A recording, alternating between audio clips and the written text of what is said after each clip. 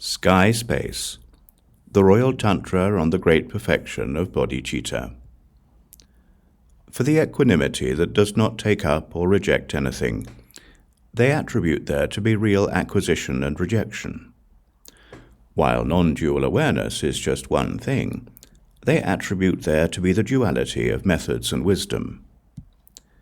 While awareness is beyond causes and conditions, dominions and wisdoms are pathways of delusion. The way things appear when they are attributed in these ways is that for those who cling to ideas. This will appear as an idea. It is like taking a rope to be a snake. It is visible to the face of our ideas. As for the true nature of the perfected mind, we have no spirit that clings to ideas. The playfulness of the all-good may appear to be anything. Uncontrived clear light is majestic. It has been without the filth of our attributions from the primordial. The uncontrived is a self-originating awareness, like an island of precious gold. It does not change, and there is nothing to remove. That is how it appears. Unborn and self-originating playfulness does not think about itself. It does not think about others. Non-conceptuality appears to be the essence of equanimity. It is a true purity that has not been contrived from the beginning.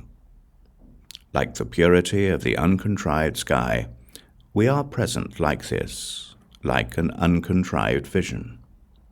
As it is when our intellects are the sky, all of our intellectual attributions will be exhausted, while clear wisdom has no extreme or middle. Secret awareness is inconceivable.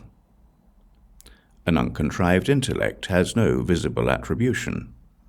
When we do not move from within the way things are, that is the secret transmission of the uncontrived. We will not reach the great emptiness of the sky by contemplation and practice.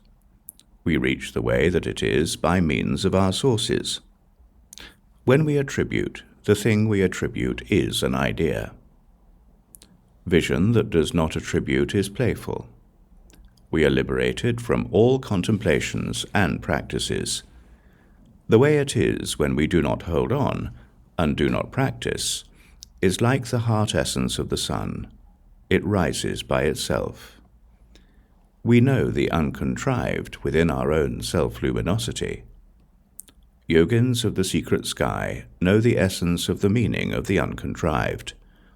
Whatever may appear, its true nature is our mind.